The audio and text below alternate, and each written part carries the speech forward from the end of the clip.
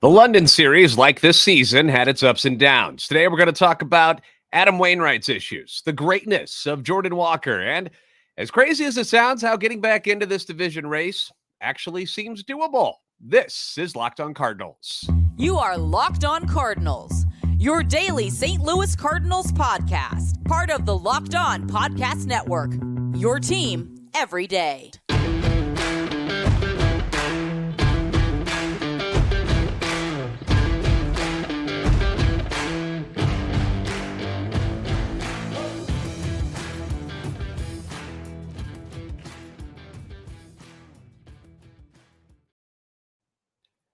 Hey there, Cardinals fans. I'm JD Hafford, and I'm a national radio sports anchor, born and raised in the Lou and a lifetime Cardinals fan. And I'm your host for Locked On Cardinals, part of the Locked On Podcast Network, your team every day.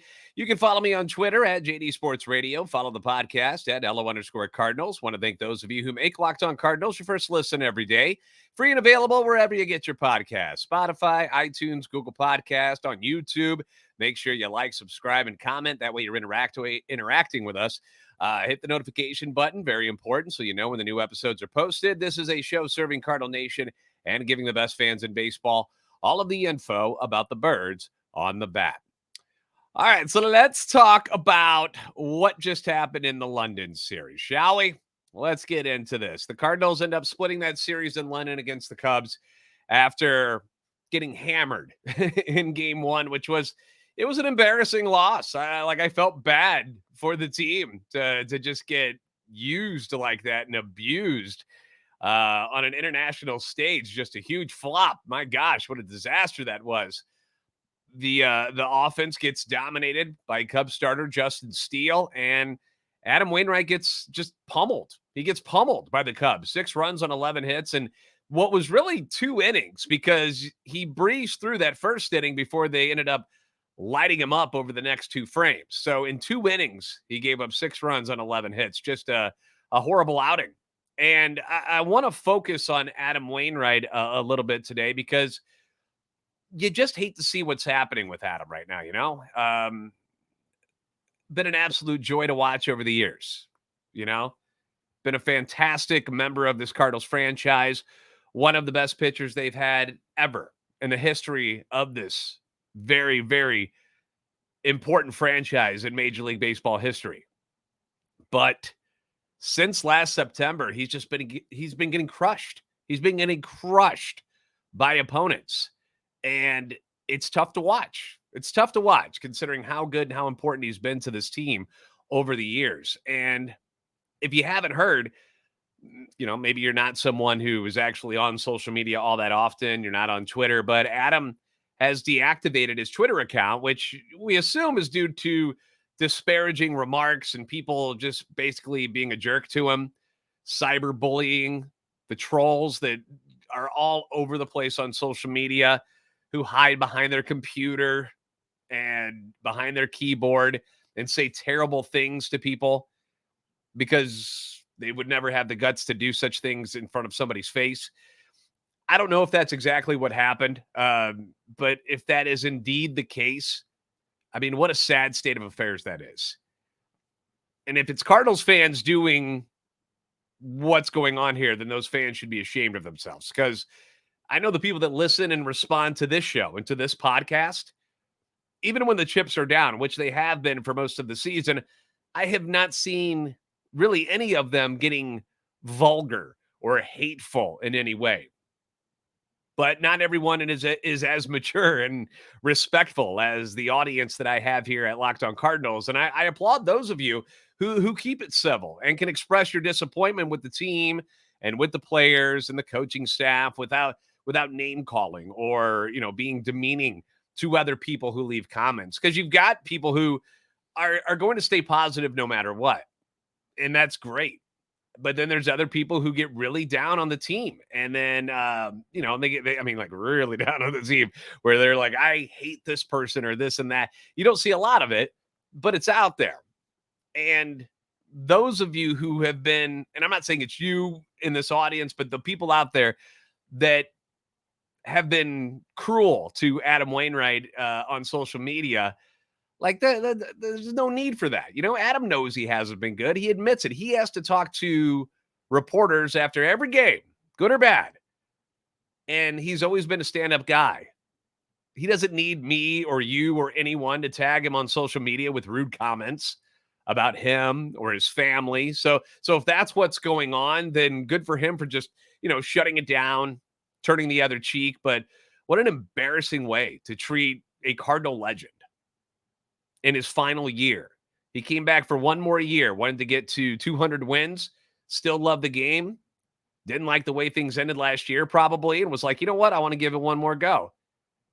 And for this to be happening to him, I mean, shame on those who are responsible for such behavior, because it's ridiculous. But let's get back to Waino's performance on the field. Since last September, not been good, right? And it's so weird how quickly things went south for him. I've pointed it out on a number of occasions, especially in the offseason when we were talking about, what was going to happen this year, how the rotation looked this year. And we were talking about how almost all of last year until September, Adam Wainwright was pretty darn good. He was pretty darn good. He was one of the top pitchers in the National League, had a great ERA. And then for whatever reason, things just nosedive in September. And you look around the league and you see guys like Rich Hill and Kyle Hendricks, just some names off the top of my head, guys who don't throw all that hard, don't have very much velocity, but are able to find success. So the fact that Adam doesn't throw 95 miles per hour anymore doesn't mean he can't be an effective pitcher in the major leagues. Lack of velocity isn't the be-all, end-all to a pitcher's career. But it has not worked out so well for Adam Wainwright since the end of last year. And coming into the season, you would hope that things had gotten figured out and that he'd be ready to roll and would have a successful final year of his career. But you had the injury with Team USA at the World Baseball, WBC, the World Baseball Classic. And it's been a struggle ever since. He's 3-2 on the year. His ERA is at 6.56. And I saw an article on VivaAlbertos.com, which is a really good website. If you guys don't ever go there to read their articles and stuff, they do great work. Talking about what's going on with Waino this year. They pointed out a couple of different things. Lack of extension is something that they talked about. Lack of extension that he's getting on his delivery as being one of the problems. At the end of last season, if you remember, Adam, he penned that letter. Remember this? Talking to the fans about, how he is apologizing for his failures in September and that it was mechanical issues that he figured out, something to do with his stride, I believe. But it wasn't the dead arm that kept getting brought up, that he wasn't really dealing with dead arm. That wasn't the issue, that it was something else, and that he would fix it, figured it out now that he's pinpointed the issue, and we'll get it all taken care of. And clearly that it hasn't happened, because we're seeing the same ugly results. And they also pointed out that the spin on his curveball is down, which is making it much more hittable. Specifically, they point out the horizontal movement that has dipped a little bit, not getting as much dip on it. And then the final thing, which, has been obvious to all of us, is just that he's got this lack of accuracy and control going on right now. He's missing his spots. And when you can't gas it past hitters, missing your spots is catastrophic, right? They point out the lack of first pitch strikes. His percentage is at 52.3%. League average is 60.8. So he's falling behind hitters, which is then allowing them to just kind of wait on him to come into the zone, because he's got to eventually. And when he throws it over the plate, they just hammer it. And if you don't have dominating stuff that you can, blow by hitters, and you're throwing stuff up there that's more hittable, when you make that window that they have to look at even smaller, makes life tough for a pitcher. Now, I hope he can turn it around. I would love to see him to get to 200 wins. I think he's going to do that. Still have a whole another half of the season for him to get 2 wins. I think he's going to pull that off. The team is 4-5 in his starts. I know it seems like every time he's out there that they're not winning and that they're losing every set. That's not really the case. They're 4-5 in games that he's started. And before Saturday's rough game, he hadn't been that bad, really, over the last few games that he started. Gave up, 3 earned runs in each of his last 4 starts. So it's not like he's getting blasted every single game. Like, he gives up a lot of hits because he's a hittable pitcher. He's a pitch-to-contact type of dude, like everybody in this rotation, really. But he's your 4th or 5th starter. You weren't expecting him to be the ace that he once was. That wasn't his job this year. His job was to give you a chance to win as one of your 4 or 5s. And Saturday just happened to be one of those really, really ugly starts for him. He's had a few of them this year, but they're not always that bad. And it's not like the offense showed up anyways, right? Saturday, there's nothing. And in a Wainwright start, the offense has to be good. If his best days are giving up 3 earned runs over 5 innings, you got to hit. You just have to hit, or you're not going to win those games. And, the Cardinals were getting no hit until the 5th inning. And that's when Jordan Walker singled to extend his hitting streak. But overall, the offense got dominated by the Cubs pitching staff. So I feel bad for what's going on with Waino. I hate that he had to shut down the Twitter account. I think that sucks. And I'm not at all pleased with the way he's being treated online by people. But he's a big boy, and he understands that he's got to improve if he wants to be a productive member of this team. And I'm sure he's going to continue to try to get things figured out, because that's who he is. He doesn't want to go out in his last year and just have an atrocious season. And hopefully he does get better, because the team needs him to be better than what he was on Saturday. Good thing for the team in general was the fact that they had another game on Sunday to regroup.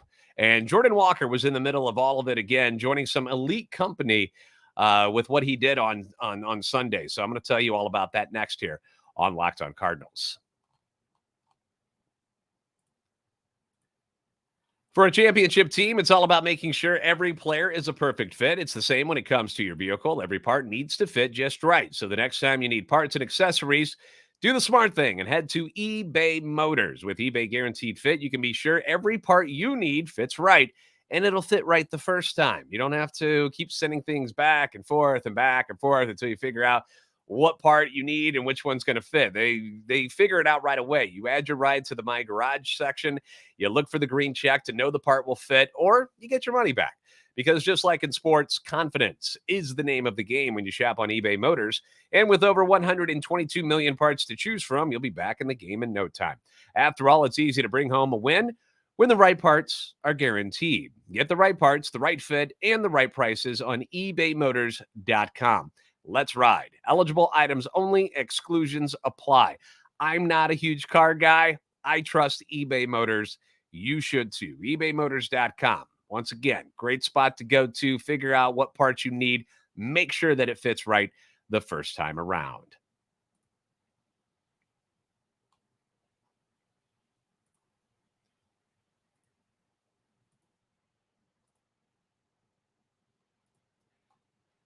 The Cardinals are back home beginning on Tuesday to face the defending world champion Astros, and you can catch every pitch of the Cardinals' hometown broadcast with SiriusXM on the SXM app. Just search Cardinals. Thanks for making Locked On Cardinals your first listen every day. And things were not good on Saturday for the Cardinals in London. And you get waxed, and you got to move on to Sunday, and that's something that baseball players are able to do for the most part. Is when you have one bad day, you're able to turn the page, move on to the next one. But things didn't start out so good on Sunday either. The team falls behind 4-0 thanks to some very shoddy defense and 3 straight 2-out hits against Matthew Liberatore. And it looks like they're going to get embarrassed again. And I remember watching this. I'm up early for the game. It started at 9 o'clock St. Louis time. And I'm like, I cannot believe I woke up early to see this. What we saw in that first inning. I'm like, this is crazy. This is crazy. It's not going to happen again, is it? They look like they're about to get embarrassed. But 9 innings to the ball game. We always have to remember that there is a chance, even though the Cardinals haven't always shown the will to fight back and get it back into games. When it happens to you in the first inning, at least you got plenty of time to get back into it. And they were able to fight back and chip away against a guy who's been one of the top pitchers in the National League in Marcus Stroman. They rally for 3 in the second, which starts with back-to-back singles by Contreras and Gorman. When the lineup came out and I saw that Ali had put Contreras and Gorman next to each other in the lineup, I was like, oh boy, that could be a real ugly spot in the order on Sunday, because both of them had been struggling for the last month as far as hitting wise. So I was like, oh, I hope that doesn't come back to bite him. But ended up working out. It really did. You get the singles by Contreras and Gorman. Walker then walks, and with 2 outs, the Cardinals get some help from a Cubs defensive miscue. And the team capitalizes on it, which is what you have to do if you're going to be a good team. You got to capitalize on the mistakes by the other guys. And that's what the Cubs did to the Cardinals in the first inning. Cardinals turned it around on them in the second inning. And then you get the 2-out, 2-run hit by Britton Donovan. And boom, they're right back into it. It's 4-3. They get an RBI single from Walker in the third to tie it up, which extended his hit streak to 15. 2 more in the fourth and another one in the fifth when the Contreras-Gorman combo comes up big again. They strike with Willie getting a double, and then Gorman drives him in. Bullpen, fantastic job. Fantastic job, right? Shuts it down after Liberatore exited. In fact, the Cubs had only 2 hits off the combined relief corps of Jake Woodford, Genesis Cabrera, Giovanni Gallegos, and Andre Palante. They end up getting a run off Hicks in the 9th inning, but he gets through it, and they end up getting the W in this one. Great to see Contreras and Gorman being productive, producing again. It's been a tough go. Contreras had a monster day on Sunday. He goes 4 for 4, his first 4-hit game as a Cardinal. Has his average back up to 216. Since his average dropped below 200 back on June 13th, he's now hitting 357. And Gorman, he goes 2 for 3, his first 2-hit day since June 2nd. 2 huge cogs in this offense who are hopefully breaking out of their funks because they need these guys. They need everybody if they're going to get back into this thing.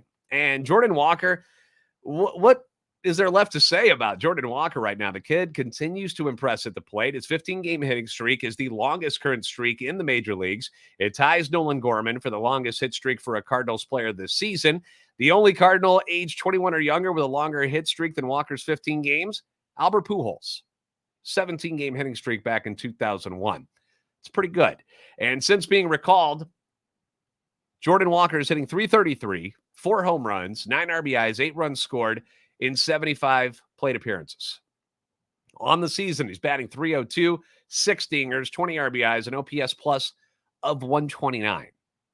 The kid is getting it done. And John Denton pointed this out, that Walker now has hits in 33 of the 38 games that he started this season.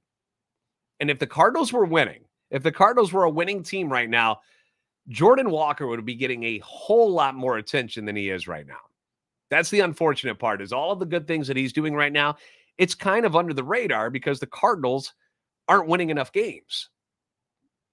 Even with his production, they've got a losing record when Walker's been in the lineup. So not because of him, but I'm just saying, if they were doing things like, all the attention that's going on the Reds right now, who just won a bunch of games, and Ellie De La Cruz, like, people would be talking about Jordan Walker and how great he's doing if the Cardinals were winning. So it's unfortunate that they've struggled this year. But Jordan Walker doing outstanding. As it stands on this Monday, June 26th, the Cardinals are at 32-45. They're 8.5 back in the NL Central, 11 back in the wild card. They've got the 3rd worst record in the National League and the 5th worst record in all of baseball. Yet, they still aren't out of this, as wild as that sounds. The season is not over yet. And it's because the NL Central is the NL Central. So the Reds, who just ripped off 12 wins in a row, by the way, they lost 2 of 3 over the weekend against Atlanta. All 3 games, though, 1-run games. What a crazy, wild series that was if you didn't get to see any of that, where the Braves would jump out to a lead, and they just could not put the Reds away. They just couldn't do it. The Reds just kept coming back.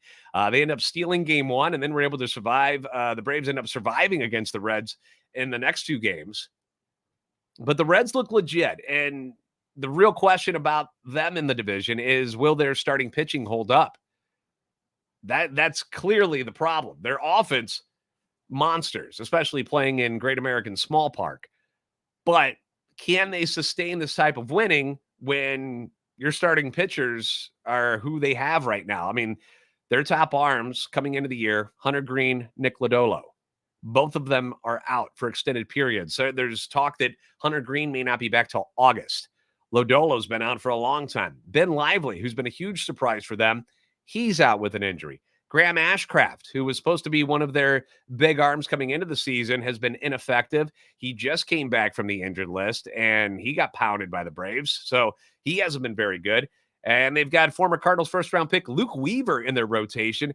and he gets hammered every single time. The only game that he really pitched any good against was when he faced the Cardinals in Cincinnati. Other than that, he's not been very good at all. So they've got issues in the starting rotation, and if they're not out slugging their opponent, they're not going to win many more games. So that's something that they have to worry about, which leaves a bit of a window open for the Cardinals. The Brewers are a half game behind the Reds right now, but still don't have Brandon Woodruff, who's been out since April with a shoulder strain. Threw a bullpen on Saturday from what I've read, and I don't know when exactly he's coming back. They didn't think he would be back until at least the All-Star break. So it sounds like he's on track to do that, but Corbin Burns has not been Cy Young Award winning style Corbin Burns this year. I mean, he's 5-5. His ERA is over 4. Freddie Peralta, 5-7, ERA close to 5 this year. So there's nothing really scary going on with the Brewers where you're like, wow, there's no way they're going to catch them. The Cubs are hanging around thanks to their strong starting pitching, and they got Kyle Hendricks back. So the Cubs are more on an upswing. The Pirates are disintegrating right before our very eyes since going 20-9 to start the year when they were like a huge story in Major League Baseball. People are like, oh my gosh, look at the Pirates go. 8-18 in May and then 7-15 so far in June. Like they are just, boom, collapsing. They're 15-33 over the last 2 months. And then you have the Cardinals who people just keep waiting to see them finally erupt and storm back into this thing. They've got the names to do it. They just haven't proven that they can do anything on a consistent level yet. You know, we've talked about this over and over. One day, good starting pitching and no offense. Another day, good offense, decent starting pitching, bad bullpen. On a day where the rotation might be good, offense is meh, but they're getting it done, defense collapses. You know, there's always something that they just can't get it all going at the same time. That's been their problem. No consistency. Will they ever figure it out? I don't know. I don't have that answer for you. And they've got a tough next couple of series coming up against Houston, the Yankees, and the Marlins. You know, winning teams.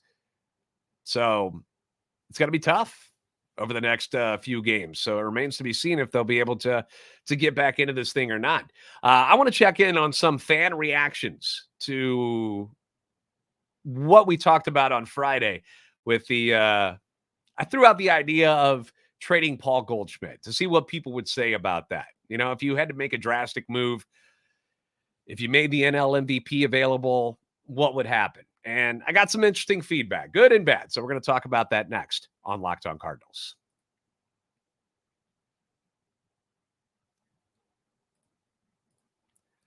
The Cardinals are back home against the Astros beginning tomorrow, when you can catch every pitch of the Cardinals, hometown broadcast with SiriusXM on the SXM app. Just search Cardinals.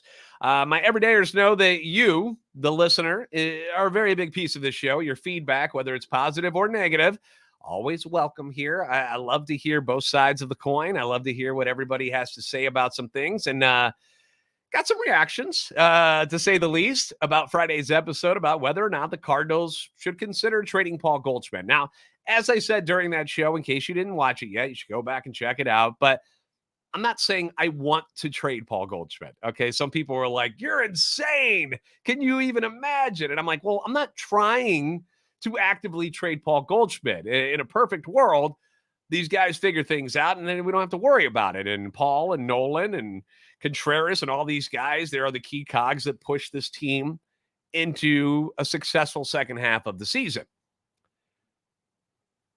But on the other side of it, if you were to decide that you are not going to make it this year, and whatever attempt that you try to put together before you get to the trade deadline, none of it succeeds, and you're still where you are, you're playing 500 ball, you're not getting any better, and you want to kind of reset this team, what guy on the roster besides Arenado, who you're not going to trade, because that's insane, because he's right in the prime of his career.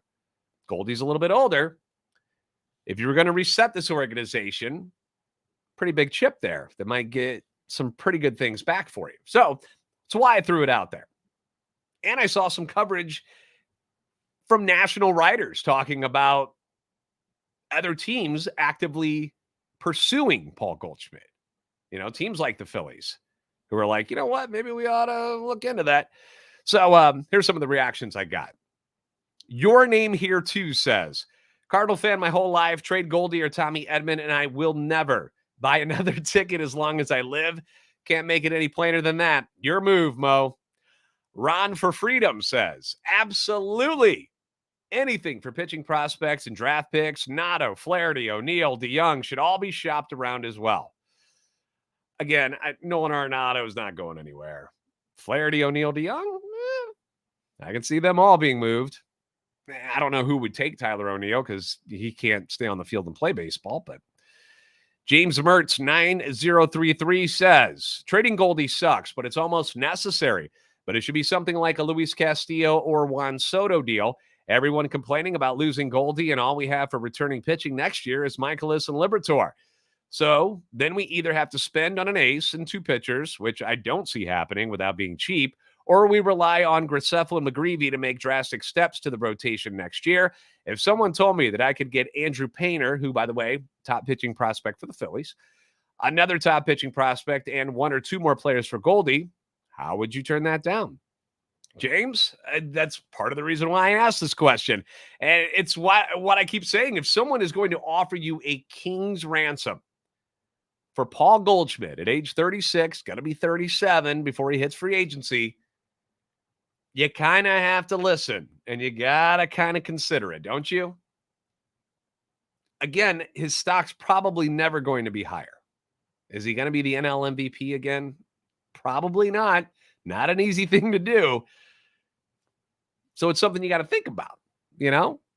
Isaac Stover 5832 says, absolutely not. Dude should retire a Cardinal.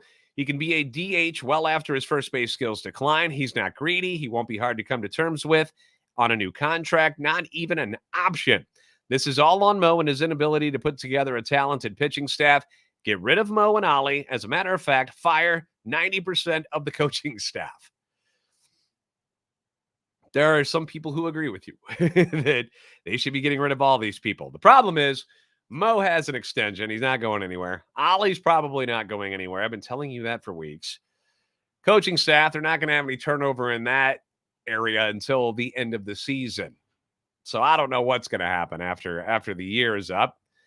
Kind of depends on how the rest of the season goes. If they get back into things, they don't fire anybody. But if it continues to go down the way it has, maybe you see some turnover. I keep wondering because you go and you look at the coaching staff and you see a lot of younger dudes, and then you see Willie McGee sitting in there. Will Willie McGee be back next year? I know we all love him, and we love to take pictures of him at the games to see him still rocking the Cardinals uniform. But I wonder if Willie McGee comes back next year. I'm not sure. But I think we can all agree that John Mozeliak has done a pretty poor job in building this team.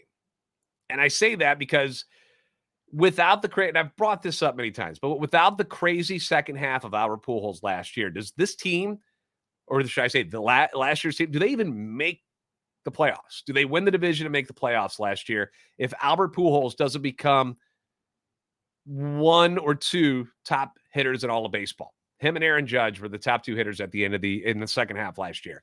If he doesn't do that, do the Cardinals even sniff the playoffs last year?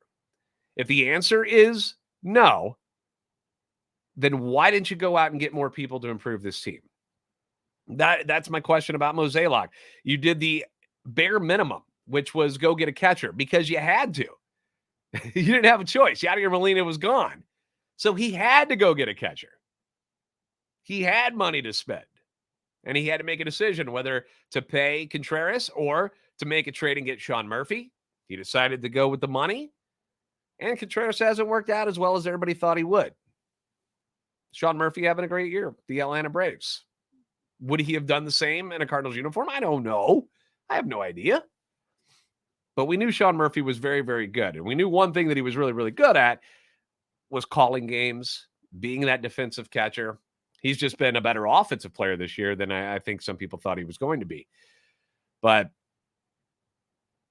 to only do that, to this team, you lose Yadi and Pujols and replace both of them with Wilson Contreras. You needed to add something else. You just had to. More specifically, you needed to add something to that starting rotation, and you didn't do it. Big mistake by Mo.